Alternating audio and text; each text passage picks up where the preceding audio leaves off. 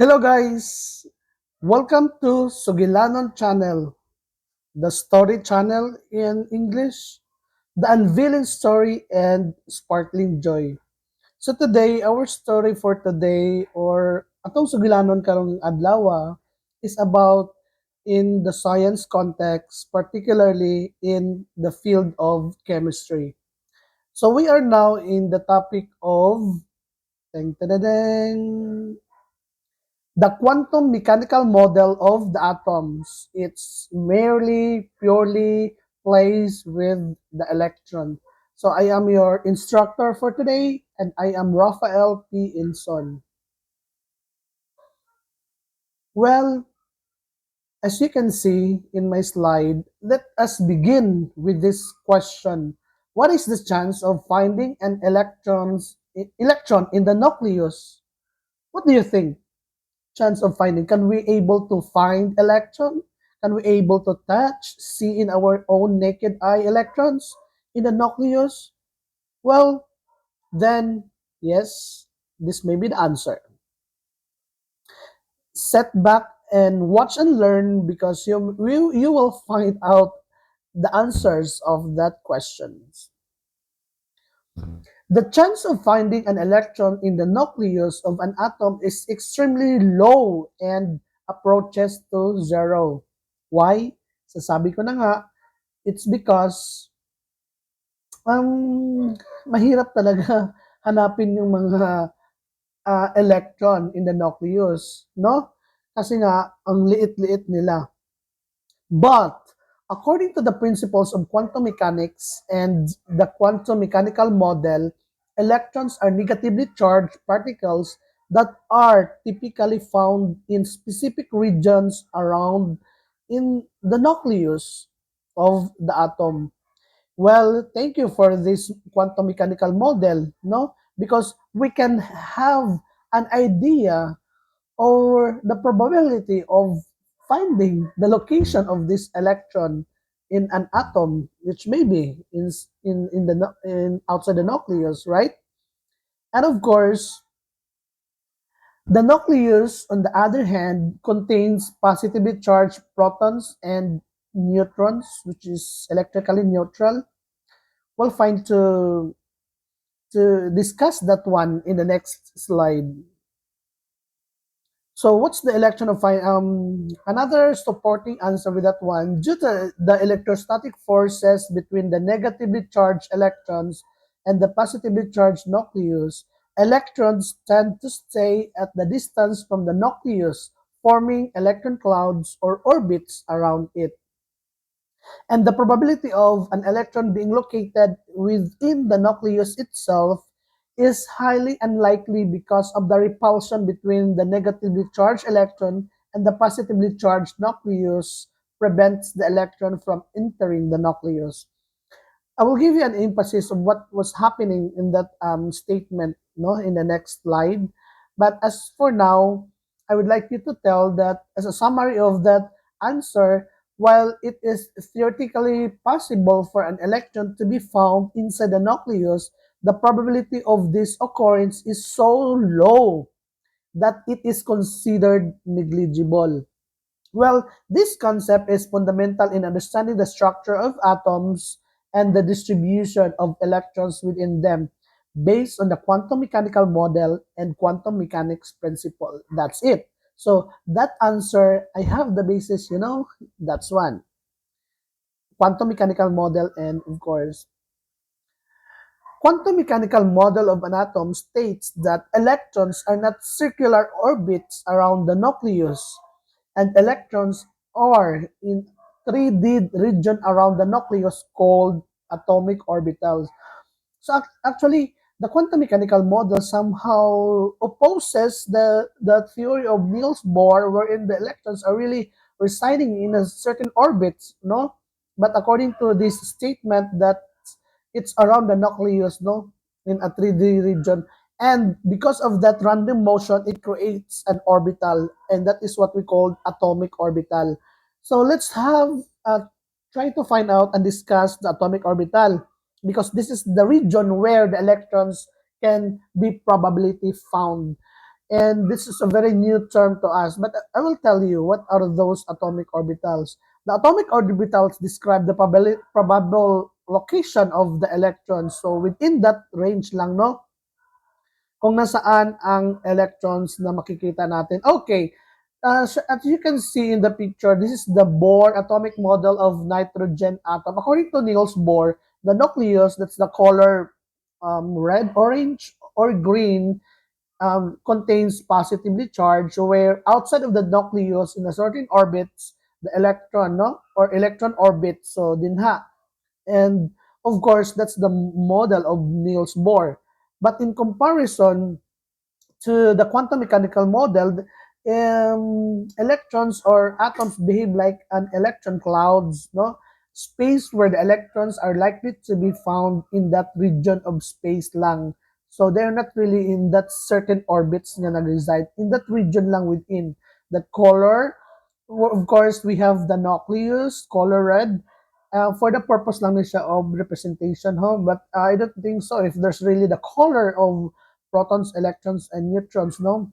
As I said, this is just only a representation or a model to signify that the electrons, nucleus, and protons are that's their location.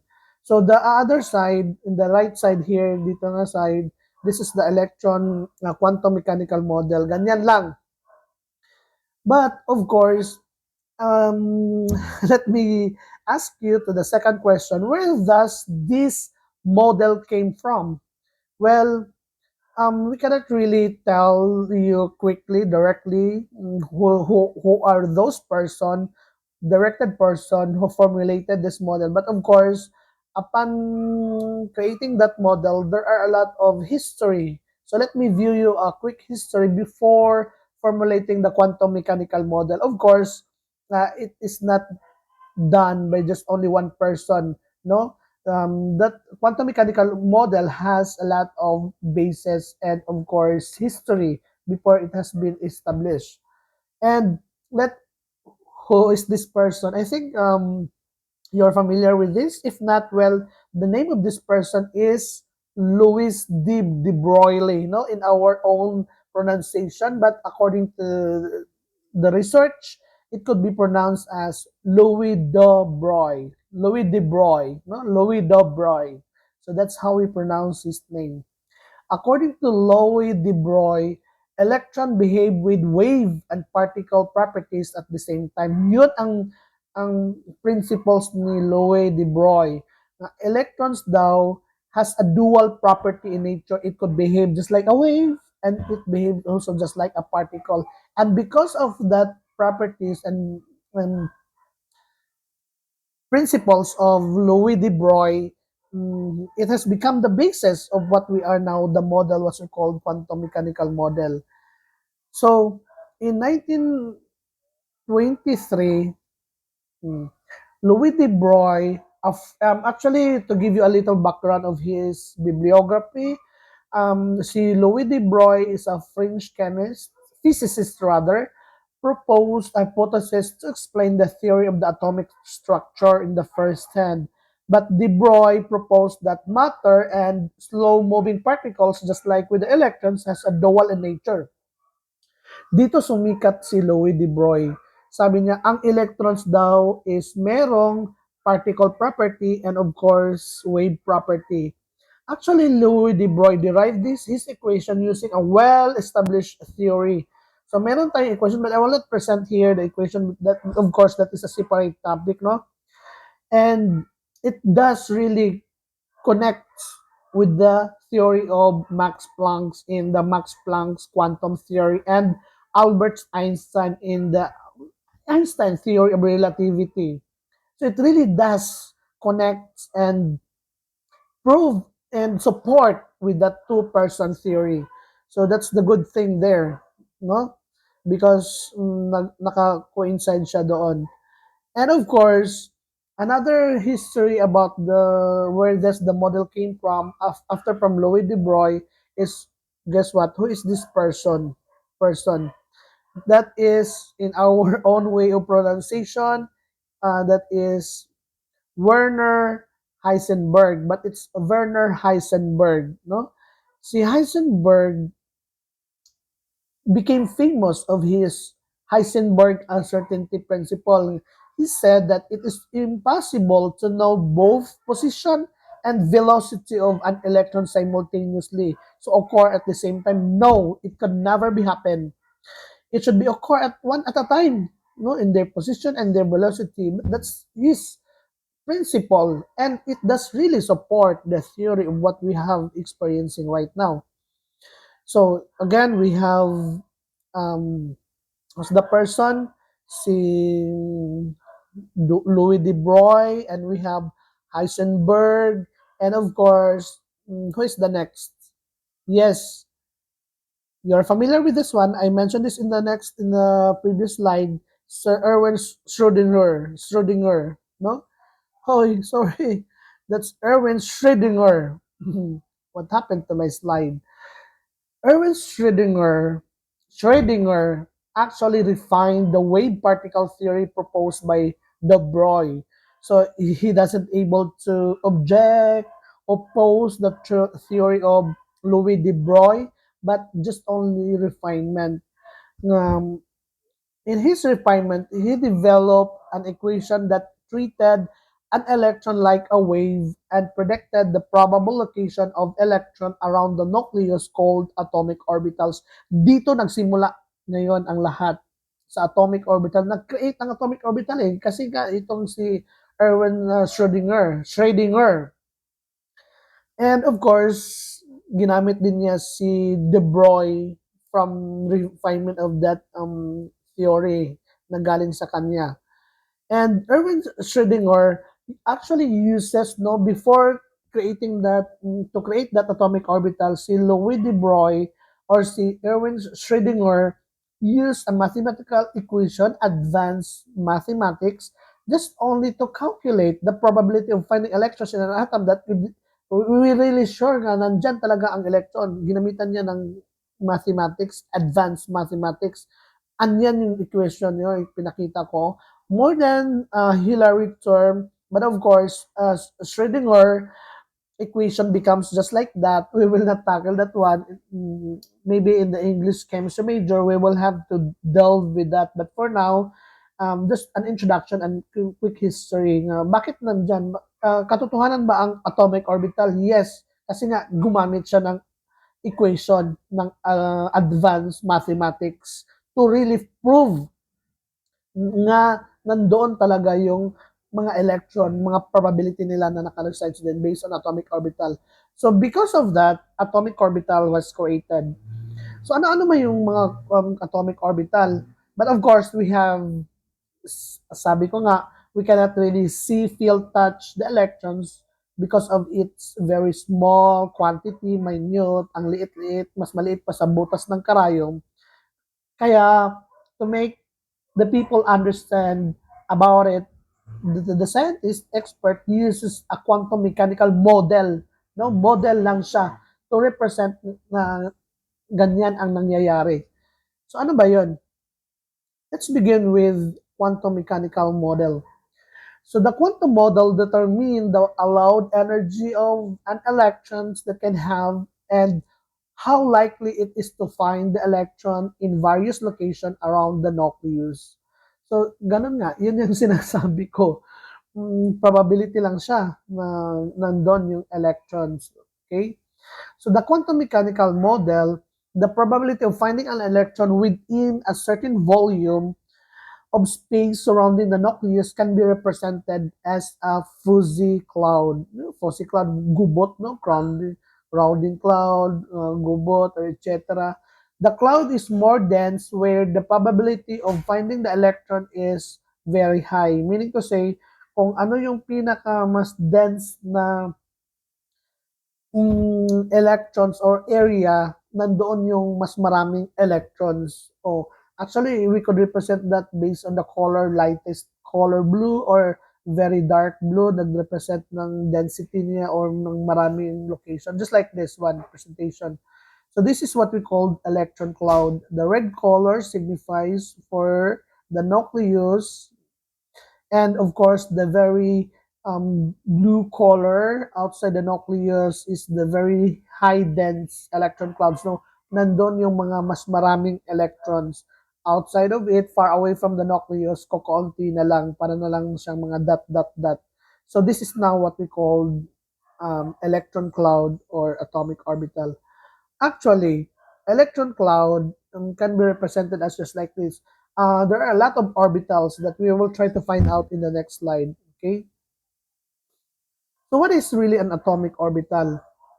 Yes, that's a fuzzy cloud. What do you mean by fuzzy cloud? An atomic orbital is often thought as a region of space in which there is a high probability of finding electron. So this is now the fuzzy cloud, no average distance description of proton, and of course, as you can see, protons na nasa gitna na nucleus na sinasabi ni Rutherford, no, ng previous nating presentation, electron clouds and just like that. And the most modern model is just like this one, very colored blue.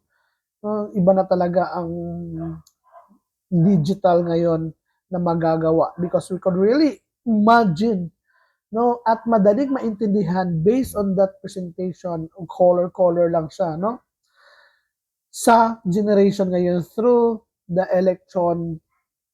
no, through the gadgets, electronic devices rather.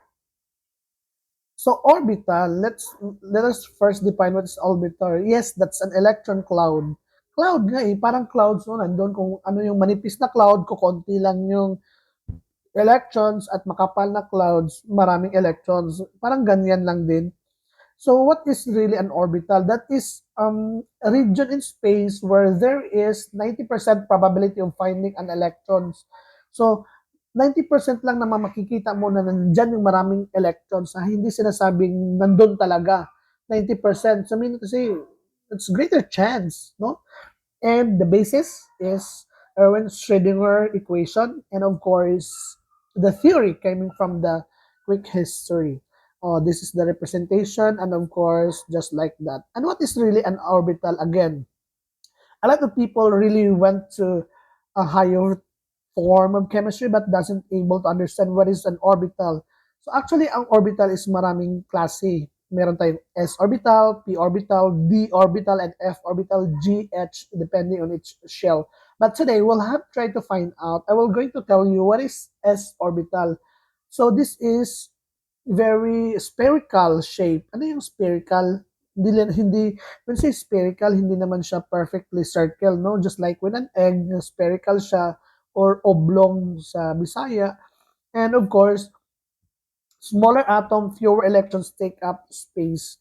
Kung maliit na atom, maliit din lang din yung nandoon ang electrons. So meron din klase-klase kasi yan eh. Larger atom, more electrons take up more space. Okay? And just like that one. So in the 1s, of course, that's the meaning to say maliit lang, fewer lang ang atom. So or electrons rather.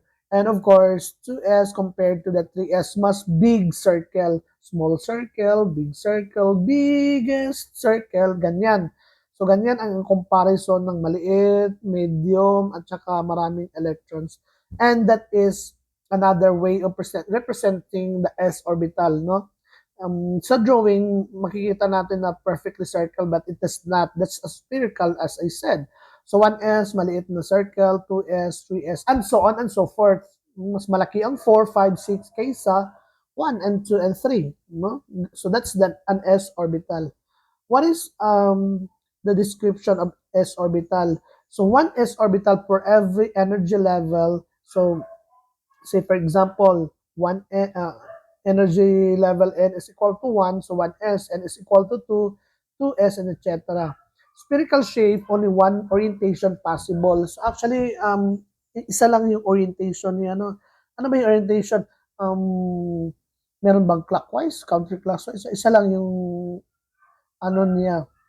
So, each orbital can hold 2 electrons. This is very important. So, take note ha, ang s orbital meron lang yung maximum 2 electrons.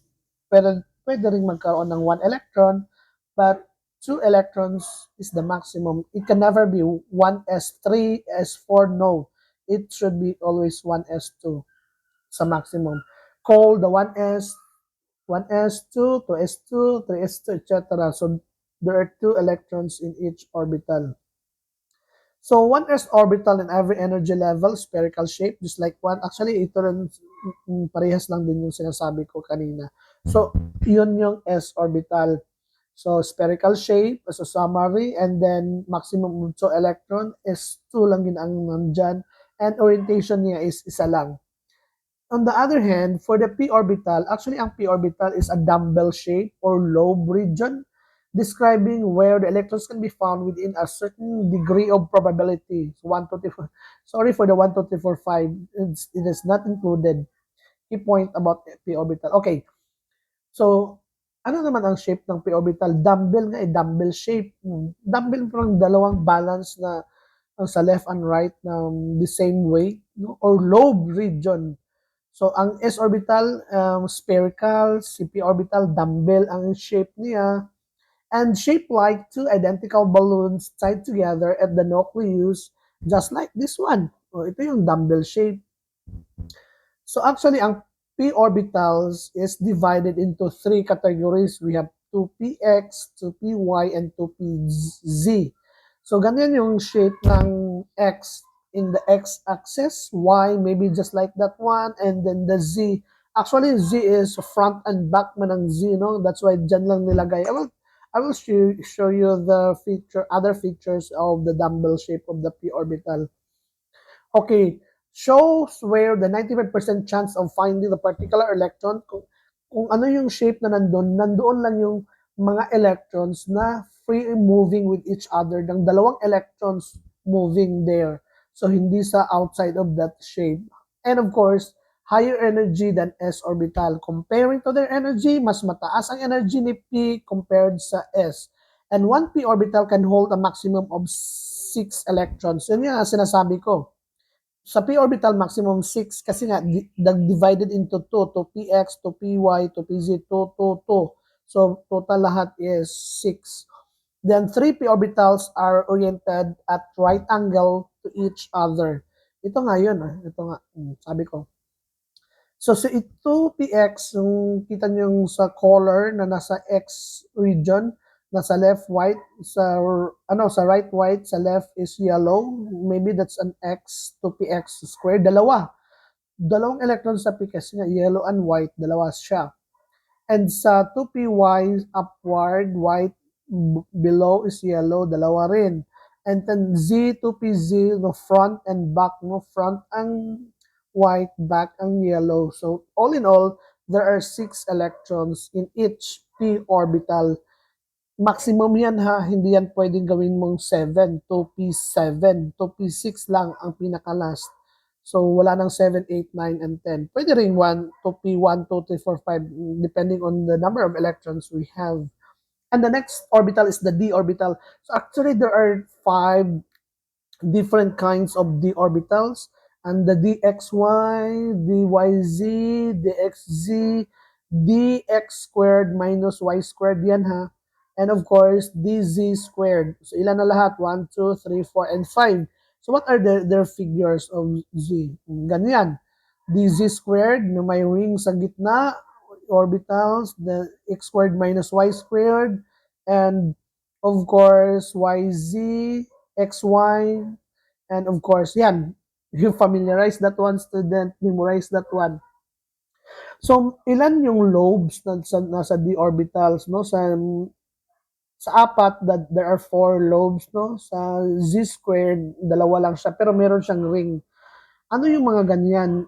Nandyan lang naka-reside ang mga electrons sa d orbitals. And take note, uh, when you try to compare the d orbitals from the s and the p, these orbitals have the distinct shapes and orientation in space.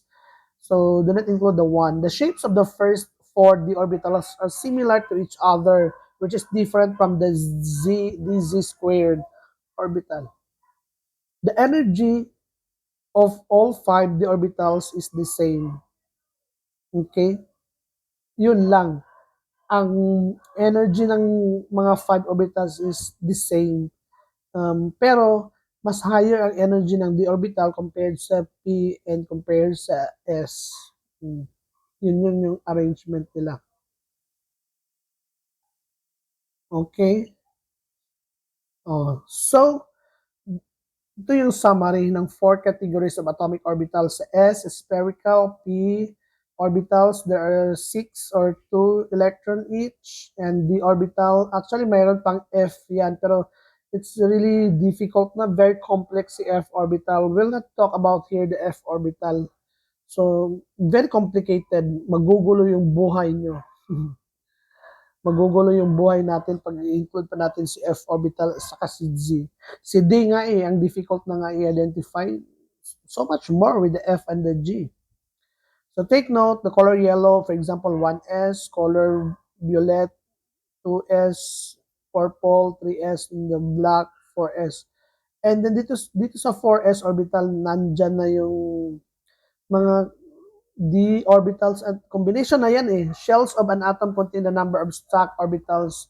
So isa-isang atom, combine mo yung lahat ng dyan yan. Kaya nga, ito yung model na na-propose ni Erwin Schrödinger eh. Actually, kaya makikita mo sa isang atom ngayon, marami siyang ganyan nag-represent kasi nga of the orbitals na nandyan lahat.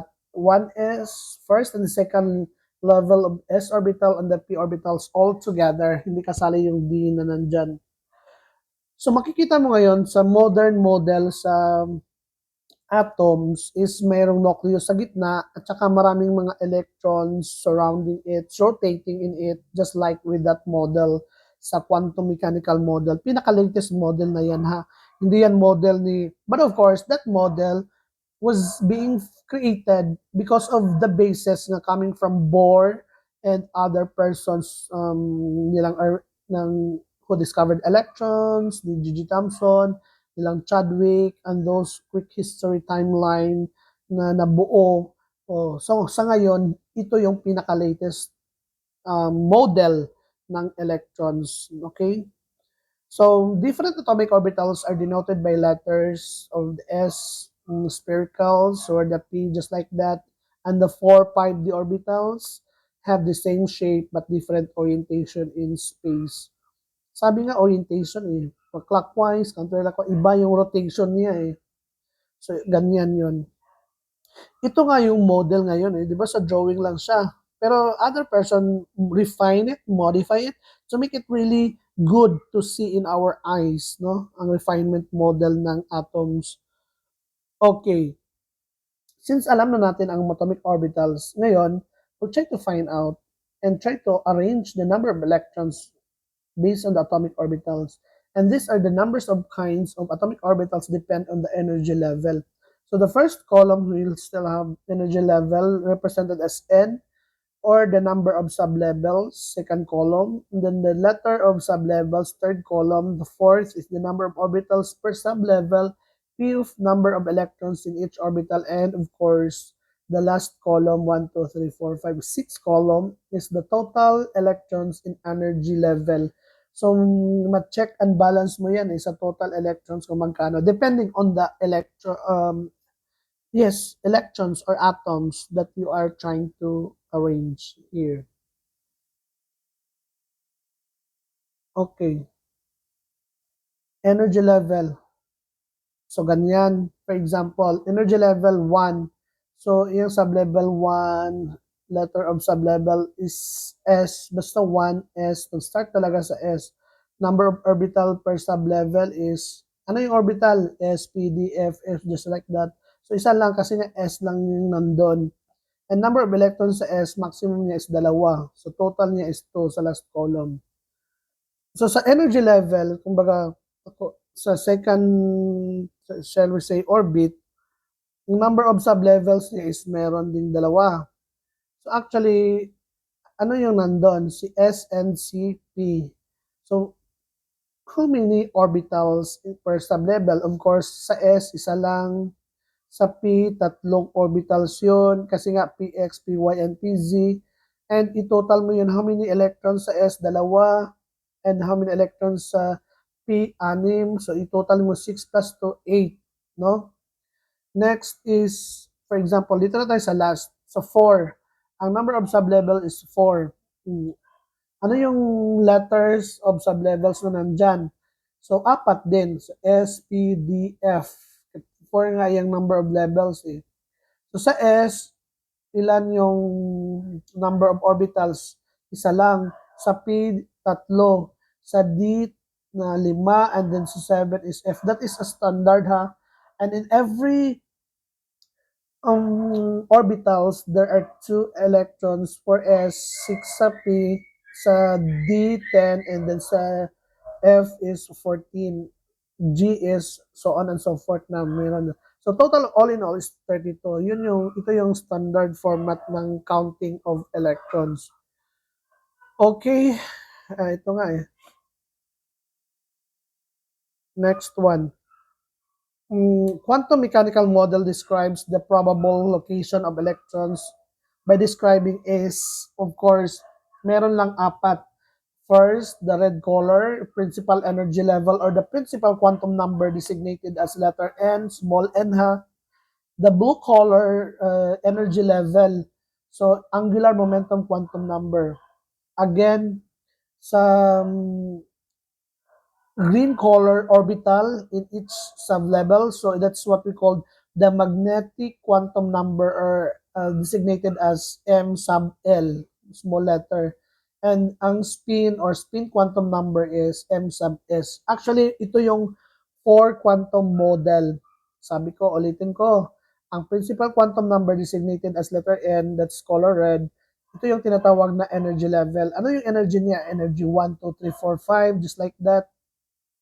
And of course, ang color blue, angular momentum quantum number, ito yung energy sublevel niya. And number 3, magnetic quantum number is ang orbital in each sublevel. Ano yung orbitals na nandoon, no? And then, ang spin sa MS is spinning, is orientation, clockwise or counterclockwise. So, I'll try to find out with his answer. So, ang principal quantum numbers, just like n, represents the shell number in which electron resides. So, again, shell siya ha. Shell 1, shell 2, and since ang principal quantum number represented by letter N, it will start from 1, 2, 3, 4, and so on. And take note that the principal quantum number is always a small, always a whole number. Dili siya pwedeng decimals and fraction. Whole number lang yun siya. It will start from 1, 2, 3, 4, and so on. Maliit na n, 1, mas malaki sa 1, 2, 3, and so on, become bigger. And the angular momentum quantum number distinguishes the subshell. Kung shell is a principal, CL is subshell within the given shell that have different shape. Each main shell is subdivided into subshell. Within each shell of quantum number n, there are n subshell in which with a distinctive shape. So L can have any integer value from 0 to 1. So ito yung formula sa momentum quantum number from 0 to, so n minus 1 siya dapat. So the different subshells are denoted by letters. So for example, this is the format. The first column na meron kang S, P, D, F, G. Then second is ano yung letter niya. So you will start from 0, 1, 2, 3, 4. Format yan ha. Memorize yan. Standard yan. So again, pag sinabing letter S, ang L niya is 0. Ang letter P, ang L niya is 1. Ang letter D, L niya is 2. Just like that. So magnetic quantum number M sub L distinguishes orbitals within given subshells that have different shapes and for orientation in space. Each, sorry for that pause, why are you appearing? Okay, given subshell that have different shapes and orientation in space, each subshell is subdivided into orbitals. So each is capable of holding pair of electrons. ML can have integer value from negative L to positive L. So each orbital within a given subshell has the same energy. Okay? And the last is the spin quantum number. It refers to the possible spin orientation of the electrons residing within a given orbital. Each orbital can hold only two electrons whose spin mass oppose one another. So the possible values of ms are positive one half or negative one half. Sabi ko, ang isang orientation, one orientation kasi nga 1s lang, so it will orient in the clockwise manner and counterclockwise. Si P naman, meron siyang 2px orientation sa clockwise, counterclockwise. Si PY, ganun din. Sa lahat sila mayroon ganyang klaseng orientation to the clockwise and counterclockwise. Okay, this is the permissible value of quantum numbers of atomic orbitals. So for example, meron kang n na 1, kasi nga mag-start ka ng L is n minus 1 man yun, di ba? So 1 minus 1 is 0. Ano yung possible ms orbital sa pag 0 ka? So doon ka sa S kapag 0, di ba? S, pag 0 ka is S orbital yan sa subshell. So how many orbitals in the subshell? Meron kang isa. Kasi nga isa yung 0 is 1 orbital. So sa 2 naman, for example, 2, ang formula sa L is n minus 1. So 2 minus 1, meron kang answer na 0 and 1. So that is why meron kang 0 and 1. So 0, so 0, obviously, ang orbitals niya, subshell lang nandyan is S, no? So pila na siya ka-orbital? Isa po, number of orbitals. Sa 1, so for example, sa 1, so ML kay 2L plus 1, 2 times 1, so 3, there are 3 orientation sa ML, no? So muna siyang ganyan. So I will tell you in front, no, kung paano i-calculate yan. But for now, that's the table that you would see. So tell how many electrons in a given atom can have the following sets of quantum number if n is equal to 2. So pila man siya. Oh, how can have the following set of quantum number? So this is your task to do. Students, ito na. Ansiran niyo to, ha? Letter A, tell how many electrons in a given atoms can have the following sets of quantum number. Letter B, n is equal to 2, ilan yung electrons na nandyan. Ang tanong, how many electrons in a given atom can have the following sets of quantum number? For example, sa letter A, how many electrons if your n is equal to 2? Ilan yung electrons na nandyan? Sa letter B, ilan yung electrons na nandyan if your n is equal to 2 and your L is equal to 1? So, sige nga, ilan yung electrons na nandyan? You have to solve it, you know? Oh, solve nyo yan dyan. I-answer nyo yan, ha? And, oh my God! Merong answer. Yes, merong answer, but I want the solution. So, pag nagkita tayo sa klase, I want you to prove bakit 8 electrons si letter A and bakit 6 si letter B and si C2 and then si D is 1 sa ganitong question. Oh, ganyan. So, bakit ganyan yung answer niya? So, we are trying to do the proving. No? Justification. You have to justify. So, how it is likely to find the electrons in atom by probability? Okay, how? How is it likely to find the electron in an atom by probability? So, ito yung sagot. Assessment. Ito na. So, ansiran nyo to guys, ha. Sa in your activity notebook, write true if the statement is correct and change the underlined word with the correct answer if the statement is false. In quantum model, the nucleus is very small compared to the region where the electrons are likely to be found. True or false? Number 2, the orientation describes the probability of finding an electron at different angles about the nucleus. True or false? Number 3, there are 4 different kinds of p orbitals. True or false? Is it really 4? Number 4, in the quantum model, the atom electrons do not accelerate in their orbits around the nucleus. They do in the Bohr model. Really? What do you think? Number 5, 2 electrons within the same orbital have the same spin. Really? The same ba? Or opposite spin? Well, that's it. And another assessment, identification. So, the spin quantum number describes what? The fourth quantum number is called what?